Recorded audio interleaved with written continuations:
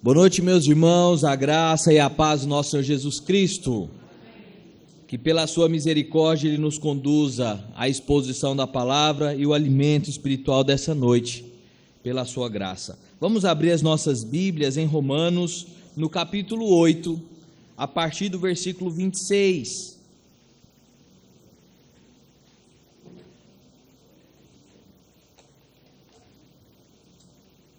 Romanos 8, a partir do versículo 26. Até o versículo 30, e essa será a nossa porção dessa noite para a glória do Senhor e para que sejamos então instruídos na santa lei. Assim diz Paulo, escrevendo à igreja em Roma, capítulo 8, a partir do versículo 26 ao 30. Também o Espírito, semelhantemente, nos assiste em nossa fraqueza, porque não sabemos orar como convém, mas o mesmo Espírito intercede por nós sobremaneira com gemidos inexprimíveis. E aquele que sonda os corações sabe qual é a mente do Espírito, porque, segundo a vontade de Deus, é que ele age e intercede pelos santos. Sabemos que todas as coisas cooperam para o bem daqueles que amam a Deus, daqueles que são chamados segundo o seu propósito. Portanto, aos que de antemão conheceu, também os predestinou para serem conformes à imagem de seu Filho, a fim de que ele seja o primogênito entre muitos irmãos. E aos que predestinou, a esses também chamou, e aos que chamou, a esses também justificou, e aos que justificou, a esses também glorificou. Amém. Santo Deus, conduza-nos agora à exposição da sua palavra. Aplique-as ao nosso coração duro pelo pecado, mas que pela sua misericórdia possamos ter a compreensão necessária, a elucidação vinda dos céus, para que possamos ser preenchidos e que venhamos a praticar a sua santa palavra. Livra-nos do mal, em nome de Jesus. Amém. Meus irmãos, quando relia esse texto, comecei a trabalhar por volta dos meus 11 anos para 12 anos. Eram empregos informais, então ali com volta de 17, comecei a então trabalhar de forma, como diz, com carteira assinada, essas coisas assim, para 17, para 18.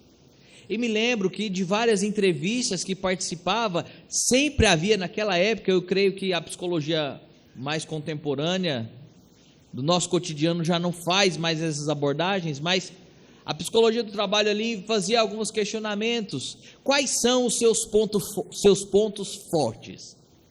E então nós nos enchíamos. Eu gosto de trabalhar em equipe, eu gosto de me subjugar à autoridade, eu gosto de fazer com que a empresa cresça, coisas que nem passavam no meu coração, mas para que ficasse bonito na fala, tudo aquilo então era dito. Mas depois então de eu enaltecer todas as minhas qualidades, era a hora então daquela terrível pergunta: e quais são as suas fraquezas? Quais são os pontos fracos da sua vida? E então a gente fazia aquele olhar reflexivo, a gente fazia uma feição de introspecção e dizia: o meu ponto negativo, a minha fraqueza é ser perfeccionista. Padrão, a maioria de nós passou por isso. É muito difícil olharmos para nós, é muito difícil olharmos para o espelho e enxergarmos os nossos defeitos. É muito difícil, meus irmãos, olharmos para dentro do nosso coração e enfrentar as nossas fraquezas. É terrível.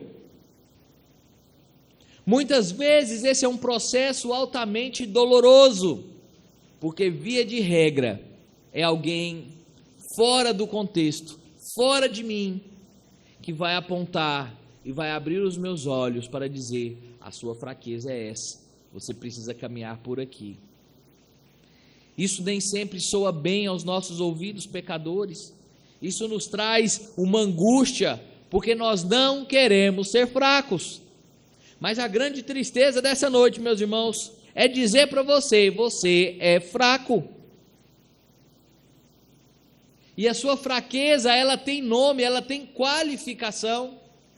E a sua fraqueza começa de fato na narrativa de Gênesis 3. A sua fraqueza é o pecado. E consequentemente, isso afeta toda a sua vida. Nós olhamos e aprendemos aqui no capítulo 8 de Romanos, acerca aqui sobre filhos e herdeiros, como a Sociedade Bíblica intitulou essa perícope. Depois vimos os sofrimentos e a glória, vimos que os sofrimentos desse mundo não podem ofuscar a glória do que está por vir, que o Senhor, a Trindade, já prepara algo muito maior para nós. E agora nós nos deparamos com essa seguinte perícope, e é a continuação do raciocínio de Paulo. E à luz desses versículos nós aprenderemos que a providência do Senhor supre a fraqueza do homem pecador. Somos fracos, somos debilitados, somos débeis, mas o Senhor supre através do Espírito Santo as nossas fraquezas. E nós vemos nos versículos 26 e 27 então, a fraqueza apontada, a fraqueza desse homem pecador. Versículo 26 então nos diz: também o Espírito semelhantemente nos assiste em nossa fraqueza. A primeira coisa a lembrar aqui é Paulo, quando escreve aqui, é o mesmo Paulo que acabara de escrever aos Efésios, que acabamos de ler. E Paulo se queixando ali de um espinho na carne, que nós não sabemos o que era. Alguns atribuem para um puxar na perna, outros vão dizer que era uma enfermidade gravíssima, nós não sabemos o que era. Mas de fato, Paulo passou por um problema grave na sua vida, como provavelmente muitos de nós passamos. E Paulo, como qualquer um de nós, um pecador miserável, como qualquer um de nós, ele clama a Deus e diz: Senhor, não quero, tira de mim.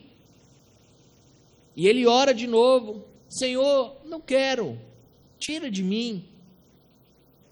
E mais uma vez, ele diz ao Senhor, e o Senhor simplesmente responde: a minha graça te basta. Aquela fraqueza então que nós temos no nosso coração, a fraqueza que o pecado suprime o homem, ela é fortalecida pelo Espírito Santo. E tudo isso se inicia a partir do momento em que nós nos tornamos pecadores. O pecado nos enfraquece, o pecado mina as nossas forças, principalmente, meus irmãos, se esses pecados são pecados de estimação. Nós pecamos todo dia, pecamos no trânsito, pecamos como maridos, pecamos como esposas, pecamos como filhos, mas nós temos alguns pecadinhos de estimação, pecadinhos que nós cultivamos e zelamos deles. E quanto mais nós cuidamos desse pecado de estimação, é como se estivéssemos transferindo energia para esse pecado, ele se fortalecendo e crescendo, e nós enfraquecendo e ficando sucumbidos. É isso que o pecado faz, é um parasita nas nossas vidas. Mas semelhantemente ao Deus que em Cristo nos fez herdeiro, semelhantemente ao Cristo que foi ao céu preparar algo melhor a nós, aquele que nos aguarda em algo melhor do que as nossas fraquezas ou provações, o Espírito Santo nos assiste nas nossas fraquezas. E por que o Senhor precisa nos auxiliar através do Espírito Santo nas nossas fraquezas? Porque não sabemos orar como convém, mas o mesmo Espírito intercede por nós sobremaneira com gemidos inexprimíveis. Confissão, o Catecismo Maior, na pergunta 23, que acabamos há 2 domingos atrás, a catecismo maior não, né? Mas falamos sobre isso alguns dias atrás. A que estado ficou reduzido o gênero humano pela queda? Como nós ficamos? Se nós estamos dizendo que o problema do homem é o pecado, o que esse pecado então provocou no homem? E o nosso catecismo diz: essa queda reduziu o gênero humano a um estado de pecado e miséria. Tão simples, tão objetivo. É por isso, meus irmãos, que eu não canso de repetir que somos pecadores miseráveis, porque essa é a nossa condição. E quais os efeitos disso? O próprio catecismo continua, agora na pergunta 28. As punições do pecado neste mundo, por conta do pecado, ou inferiores como cegueira do entendimento, sentimentos depravados, fortes ilusões, dureza de coração, remorso na consciência e afetos baixos, ou exteriores, como a maldição de Deus sobre as criaturas por nossa causa, como vimos alguns domingos atrás, e todos os outros males que caem sobre nós em nossos corpos, nossos bens, relações e empregos, juntamente com a morte. A nossa fraqueza então se refere ao quê? A tudo que nós olhamos, a tudo que nós fazemos. O pecado agora faz parte das nossas vidas, e por isso os nossos casamentos, eles estão contaminados pelo pecado. É por isso que o nosso relacionamento entre pai e filhos está contaminado pelo pecado. É por isso que nós, enquanto funcionários, enquanto patrões, supervisores, nossos relacionamentos estão contaminados, porque agora nós somos cegos. O pecado é como se fosse uma neblina nos nossos olhos, um grande glaucoma, que não permite que eu veja com clareza. E não só impede com que eu veja, mas também impede que eu reflita a imagem perfeita do Senhor, ou não for assim que fomos criados, a imagem e semelhança de Deus, a ponto dele olhar para a sua criatura e dizer, e viu Deus que isso era muito bom.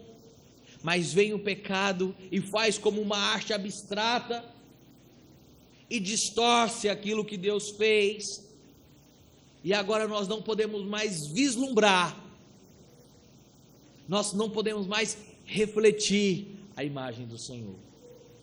As crianças, se não têm ideia do que eu estou dizendo, vejam nos desenhos animados, quando eles passam por aqueles corredores de espelho, e alguns espelhos deixam eles mais barrigudos. Tem um espelho aqui, por isso que eu estou assim. Espelhos mais barrigudos, espelhos mais fortes, espelhos mais altos. Essa é o que o pecado faz. É como se o reflexo do homem da imagem de Deus estivesse totalmente distorcido, corrompido, apodrecido. E se nós então estamos cegos, e se nós então estamos agora em uma situação de insabedoria, se essa palavra existe, não sei, mas nós estamos num caminho tão perigoso, que nos trava em um dos meios de graça tão importante como a oração. A nossa fraqueza impede que nós busquemos ajuda.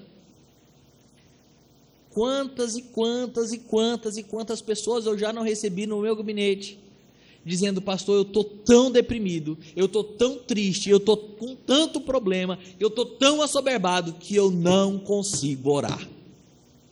É infinito. Ouvi mais do que os meus ouvidos podiam suportar, porque o remédio é o quê? Oração. O remédio é intimidade com Deus. Mas como eu posso buscar a Deus se eu estou fraco? A família do nosso irmão Osias está toda perrengada de gripe, mas estão aqui, graças a Deus, vencendo a gripe.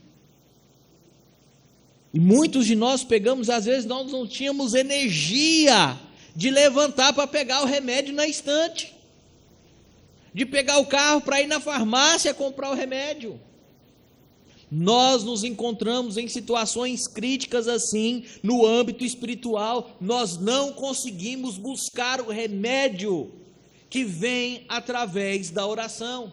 E é tão grave que os próprios discípulos entendiam essa fraqueza, entendiam essa dificuldade, quando lá em Lucas, o evangelista Lucas, no capítulo 11, versículos de 1 a 4, eles vão dizer: de uma feita, estava Jesus orando em certo lugar, e Jesus é um exemplo claro de oração para nós. Um dos seus discípulos lhe pediu: Senhor, ensina-nos a orar, porque também João ensinou aos seus discípulos. Então ele os ensinou: quando orardes, dizeis assim: Pai, santificado seja o teu nome, venha o teu reino. O pão nosso cotidiano dá-nos hoje, dia em dia. Perdoa-nos os nossos pecados, pois também nós perdoamos a todos os que nos devem, e não nos deixes cair em tentação. Nós não sabemos orar, e por isso o Senhor Jesus nos dá um modelo. O Senhor Jesus é o próprio exemplo de oração. Ele era o próprio Deus. E quantas vezes eu poderia passar a noite citando versículos onde Jesus se retirou para orar. Se retirava só, levava discípulos, mas orava incessantemente ao Pai. Você está fraco hoje, meu irmão? Como está a sua fé? Como está o medidor de fé do seu coração? Chega perto de um grão de mostarda? Como está a sua energia, o seu ânimo para buscar e render graças ao Senhor? Calvino faz uma citação fantástica, um pouco longa, mas peço paciência dos irmãos para que acompanhem. Então Calvino diz: mas alguém dirá, Deus não sabe, sem ser lembrado, tanto em que somos atribulados, como o que é conveniente para nós, de modo, em certo sentido, parece supérfluo que ele seja impedido por nossas orações. Como se ele estivesse pestanejando com sonolência, ou mesmo dormindo até ser despertado por nossa voz. Todavia, aqueles que raciocinam dessa maneira, não observam a que propósito o Senhor instruiu o seu povo a orar, pois ele ordenou isso não tanto por causa de si mesmo, e sim por nossa causa. Agora ele quer, como é certo, que lhe seja dado o que lhe é devido, em reconhecimento de tudo que os homens desejam e conduz ao proveito deles mesmos, vem de Deus, e em testemunho disso nas orações. Mas o proveito deste sacrifício pelo qual Deus é adorado também retorna a nós. De acordo com isso, os santos pais, quanto mais confiantemente exaltavam os benefícios de Deus entre eles mesmos e os outros, tanto mais eram fortemente despertados para a adoração. E aqui cabe uma lembrança de um dos filmes aí, os irmãos sabem que eu gosto de filme, Fúria de Titã, não, Fúria de Titã, se eu não estiver enganado, ou dois, um dos dois filmes, assista os dois que aí você vai achar a parte. E lá conta a história dos deuses do Olimpo. Amo mitologia grega, fantástico, uma historinha linda, que não passa de uma historinha. E ali então você tem o grande Zeus, e Zeus então é dilubriado por seu irmão Hades, que chega para Zeus e diz: olha, você fez o homem, que ele é atribuído a Zeus, a criação do homem, não tinha como não ser uma história, e você adula demais. Se você for um pouco mais severo, eles vão orar com mais fervor. Hades ali fazendo o papel de Satanás, na ilustração, convence o seu irmão Zeus, o todo-poderoso Zeus, a castigar o povo. E à medida que Zeus castigava o povo deixava de prestar tributos a Zeus. E o que acontecia com Zeus à medida que o povo parava de orar a ele? Ele se enfraquecia. Não tem como fazer uma comparação disso com Deus. Deus não precisa de você. Você pode ficar escandalizado com isso. O propósito da oração não é para que Deus fique contente, não é para que Deus fique mais exaltado, não é para que Deus fique mais luminoso, mais glorioso. O propósito da oração é fortalecer os crentes. O propósito da oração é o reconhecimento de que nós somos falhos. É o reconhecimento da necessidade daquele que é o Criador de todas as coisas. E por isso, meu irmão, quando você estiver fraco, quando você estiver desanimado e não quiser orar, é essa oração que você deve fazer ao seu Pai. Senhor, eu não quero orar. Eu não consigo orar. Eu não sei orar. Me ajude. Porque o Senhor, na sua palavra, vai dizer que o Senhor não nega sabedoria a quem pede. Pelo contrário, a Bíblia vai dizer que aqueles que pedem sabedoria, o Senhor dá de forma abundante. Se eu peço, se eu reconheço as minhas fraquezas, se eu reconheço as minhas limitações, Senhor, eu não sei sair daqui. E é então onde entra a ação do Espírito Santo, meus irmãos. Mas o mesmo Espírito que assiste nas nossas fraquezas, intercede por nós, sobremaneira, com gemidos inexprimíveis. Aqui nós temos uma grande discussão teológica.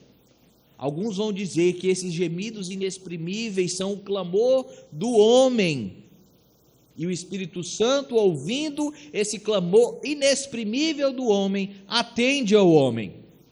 A maioria dos teólogos e historiadores vão contra essa corrente, assim como eu, e entendem que o gemido inexprimível aqui de fato é do Espírito Santo, o que torna aqui então a aplicação ainda mais grandiosa.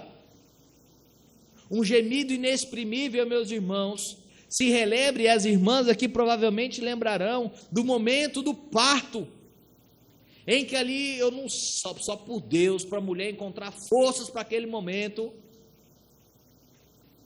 e com gemidos inexprimíveis, quando você pensa que faltou forças, então vem à luz uma criança.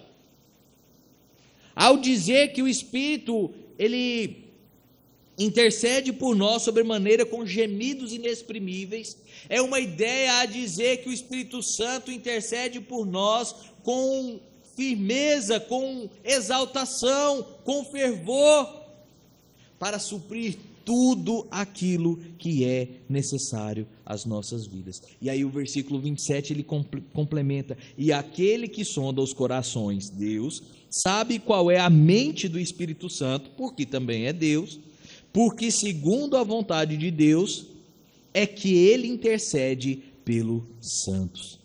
Aqui um atributo extraordinário do Senhor aplicado duas vezes, nessa primeira parte e na segunda parte, que se refere à onisciência do Senhor.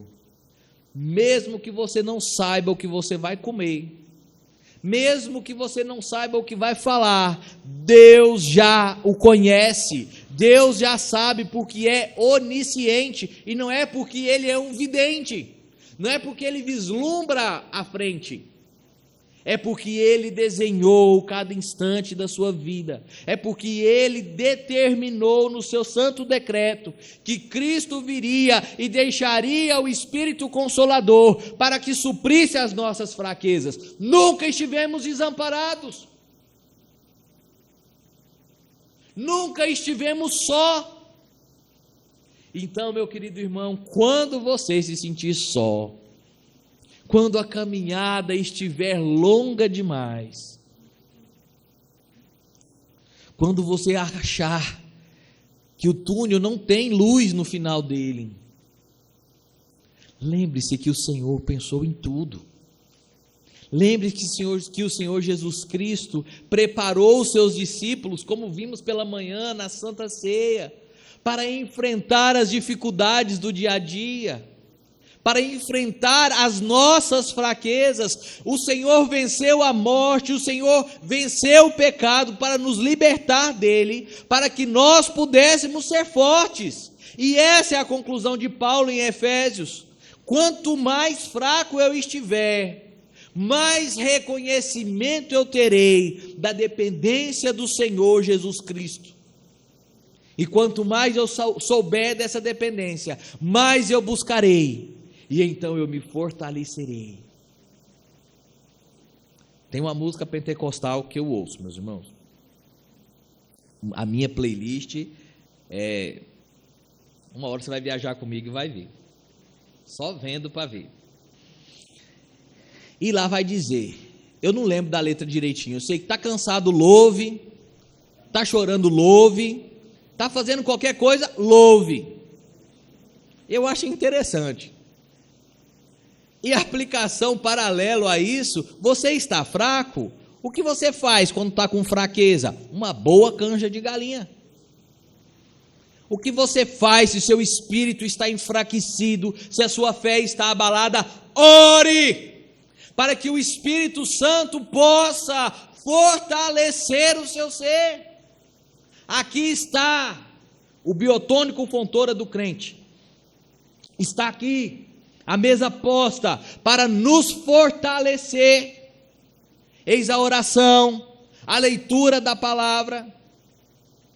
E quanto mais você fugir desses meios de graça, se omitir da ceia do Senhor, se omitir da oração, se omitir da leitura da palavra, se omitir da comunhão dos santos, você está com medinho da injeção, você está negando o remédio. Isso é um ato suicida. Fuja disso e busque o Senhor como seu Salvador intercessor.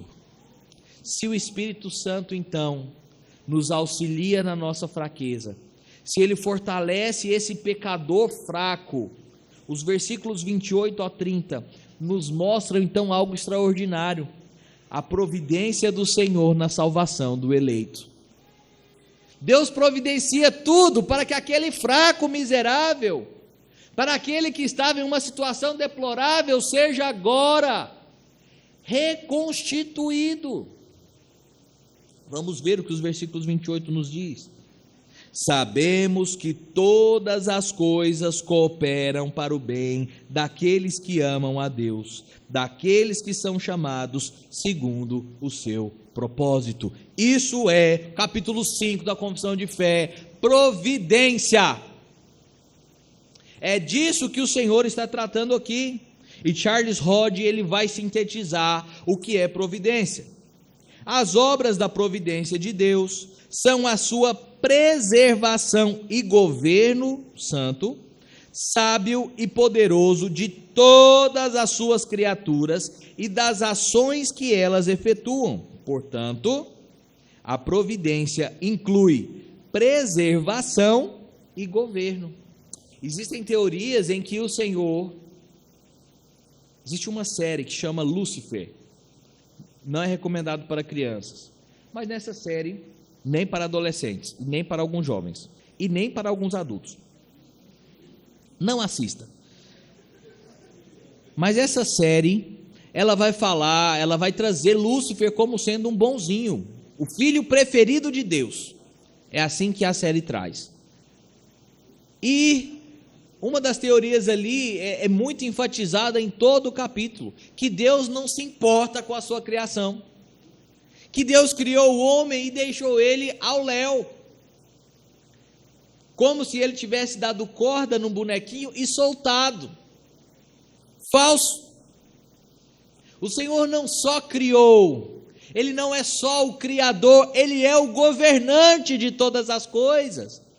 Ele criou, determinou e providencia que todas as coisas aconteçam, como por exemplo que o sol nasça todo dia, que haja oxigênio. Nunca padeceremos com a camada de ozônio, ela nunca vai acabar. Porque o dia que a camada de ozônio acabar, o Senhor vai voltar, porque vai acabar o mundo. Que acabe a camada de ozônio. A ideia é que o Senhor irá providenciar, o Senhor irá governar todas as coisas. Olhamos para o nosso país, para as loucuras que estamos vendo, para as portas ditatoriais. Precisamos nos desesperar? Precisamos ir quebrar o Planalto? Não! Existe um Deus que não está cego a essas coisas. Daniel já dizia, é o Senhor quem coloca e é o Senhor quem tira os reis. Ele está no governo de todas as coisas. Mas pastor, eu estou com câncer. Sim, Deus está no governo do seu câncer. E a minha pergunta é, se você está com câncer, se o seu câncer é terminal, você já reconheceu Cristo como seu único e exclusivo Salvador? E se a morte de fato estiver chegando a você, você já se rendeu e sabe para onde vai? Deus está no governo, inclusive de situações tão trágicas assim. E não pense que eu estou sendo aqui demagogo, passei por situações próximas na família. E foram essas as minhas palavras. Não interessa o que vai acontecer, interessa para onde você vai, em quem você crê. Porque Deus está na providência de todas as coisas.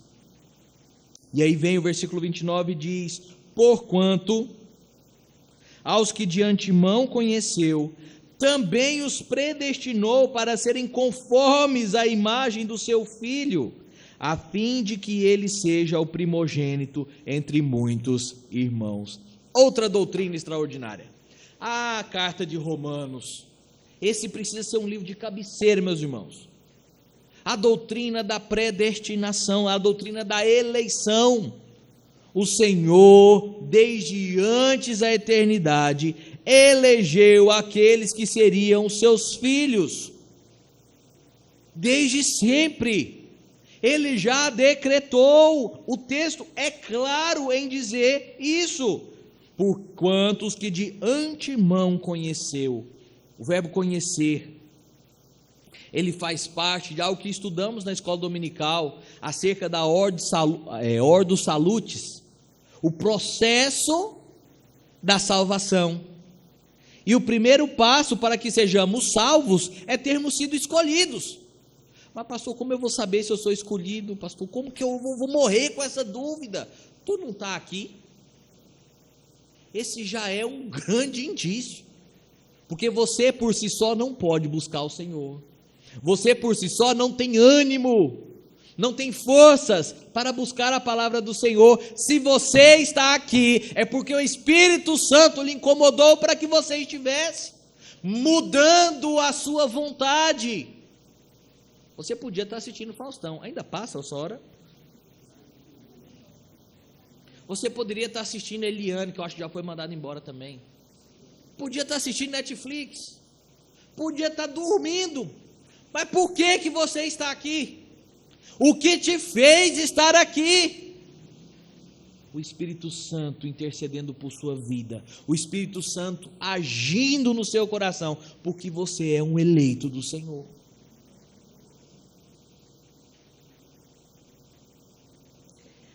A Ordo Salutis então começa com essa primeira coisinha, que é o Senhor nos conhecer, nos criou ainda informes, determinou que fôssemos seus filhos, e segundo, Ele nos predestinou.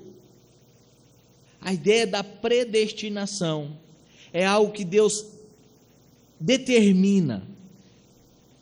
Ele diz, eu predestino, a ideia de que esse aqui vai ser salvo, desde o início. E para que alguém seja salvo, vamos pegar aqui um exemplo mais esdrúxulo, mais cabuloso. Será que existe algum eleito lá no Oriente Médio, no meio daquela contenda entre Talibã e o outro que eu nunca lembro? Xiitas e o outro, e aquele negócio. Será que existem remanescentes fiéis ali? Sim! Existem. Tanto é que Deus levanta missionários para que saiam daqui da zona de conforto, para que vá pregar o evangelho lá de forma escondida, de forma perigosa. Muitos missionários viram as suas esposas e filhas serem estupradas e mortas na sua frente, porque não negaram o evangelho. Deus levanta homens sofredores como esse, para levar o evangelho a todos que são eleitos, a todos que foram predestinados. E por que esses homens morrem em função do evangelho? Porque eles sabem que o que está por vir, que o sofrimento, e não é pouco, de ver a esposa morrer, de ver os filhos morrer, isso não é comparável à glória da salvação, isso não é comparável para o que está por vir, as promessas do Senhor para nós. E por isso, os que Ele conheceu, Ele predestinou, e os que predestinou, Ele chamou. Eles virão, você veio, porque o Senhor lhe trouxe. E aqueles cujos quais Ele chamou, Ele justificou. E é onde então aquele processo de restauração, de agora de nova criatura começa a startar. E nessa justificação, você é feito justo, você não é justo. Mas em Cristo Jesus, é como se agora você andasse com um crachazinho de justo. Deus olha para a sua vida e vê o Filho, o primogênito entre muitos irmãos. E por que ele é o primogênito entre muitos irmãos? Porque a partir do momento em que Cristo nos justificou naquela cruz do Calvário, nós fomos adotados em Cristo Jesus e também fomos feitos filhos. E agora somos co-herdeiros com Cristo das heranças celestiais. Ah, meus irmãos, isso é fantástico. Eu não mereço, você não merece isso, mas o Senhor, enviando o seu único filho para morrer naquela cruz, para padecer as misérias desse mundo, Ele se entregou ali, para que você estivesse sentado nesse banquinho hoje, para que você pudesse se arrepender dos seus maus caminhos e se converter ao caminho da luz, para que você voltasse aos do caminho. E quem é o caminho? O Senhor Jesus Cristo, a verdade e a vida, o único caminho que pode levar à salvação, porque a todos esses que foram justificados, como o versículo 30 vai dizer, e aos que predestinou, a esses mesmos também chamou, e aos que chamou, a esses também justificou, e aos que justificou, a esses também glorificou. O que é esta glorificação?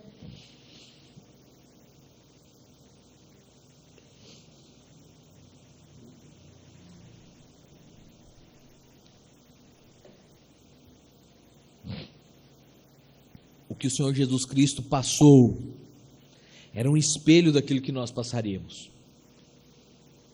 Qual o salário do pecado? A morte.